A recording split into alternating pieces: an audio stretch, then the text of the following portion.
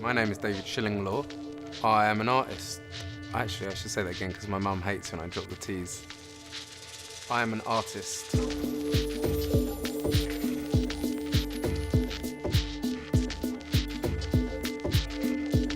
Generally, I think they wanted me to make something colourful at the festival, and I pitched to them that I would make an installation based on a wooden shed. So it became a dwelling, a space to enter, rather than it being just a wall to paint. Generally, the way I paint, I don't plan it. I didn't make a sketch. I just started drawing as if I would draw a piece on paper and allowed it to grow. The idea of going into a public space and making something that people will respond to, even if it's just looking at it and thinking about the world in a slightly different way, that's amazing. That's like a mini personal revolution, you know, happening. You're like, I did this, and other people saw it. I've always been a bit of an attention seeker, but I'm very aware that I am part of my work.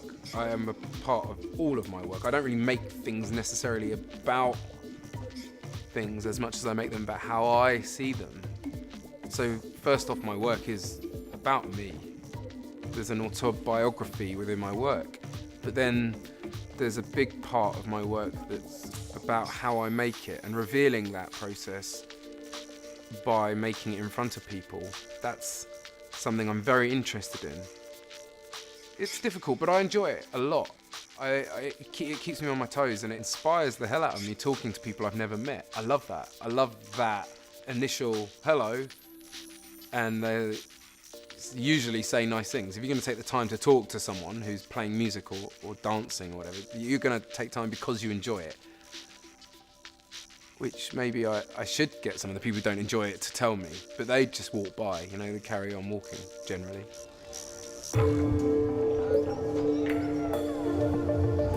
So like a lot of my work, in a nutshell, is about how we reveal and conceal our true identity. So like we do things to stand out and we do things to stand back.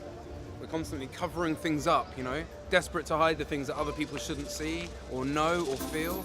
See, I believe identity is possibly the most valuable thing you have, to not fully have a grasp on your own self.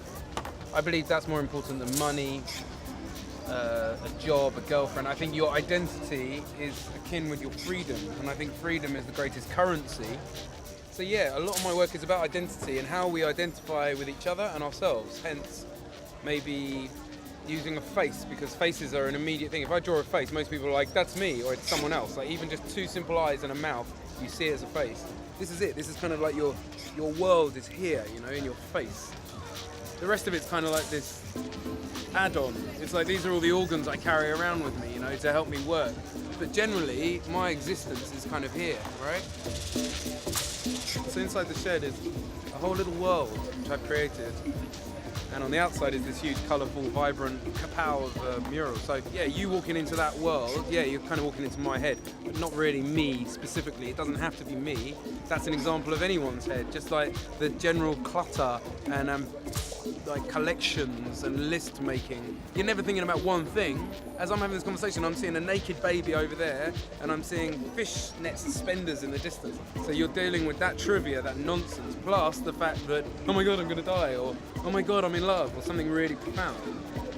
So it's like this mix of really important things and really trivial things mashed together, plus some really dark stuff, you know?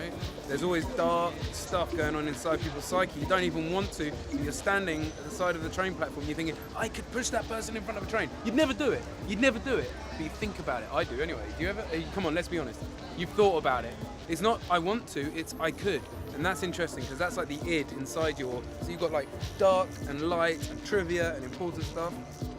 I don't know how we get through the day, you know? So that's kind of the essence of the jumble sale of ideas inside my shed head. I wanted to create something that people would feel truly was an aesthetic experience, you know? Not just looking at something, but actually feeling it and banging your head on the doorway as you go in. people entered into it and it had a mood and an environment of its own. It didn't, I hope, look or feel like anywhere else. But it was inspired by trips to Africa, so there was African fabric in it, and the idea of maybe somewhere between a shanty town, which I've experienced in townships in South Africa, also versus a shamanic dwelling where I've met a shaman in Gambia that's made out of wood and it's got fabric hanging and there's objects there that possibly have sentimental or even magic associated with them. So the whole thing was me creating a temple, if you like, of worship, people worshipping my art, me worshipping my art, people entering into space and just looking and worshipping, like kind of, it's almost like what you do in a gallery, isn't it? It doesn't really matter what's in the space. You go in with that mindset of like, oh, I'm gonna maybe appreciate this. And I was playing with that. Is it a person or is it a monster?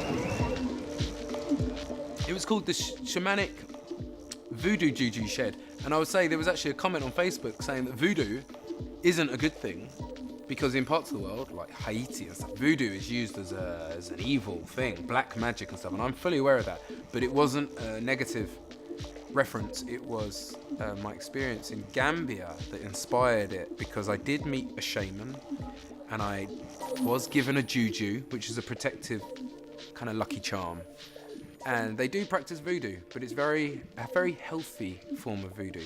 I like the word voodoo. I think it's a cool word. I was trying to get people's attention, really, with language that they know. Everyone knows the word voodoo. It's got this like nursery rhyme quality to it. It's like the voodoo hoodoo, what you don't dare do. Shamanic shed. Voodoo and juju, shamanic shed.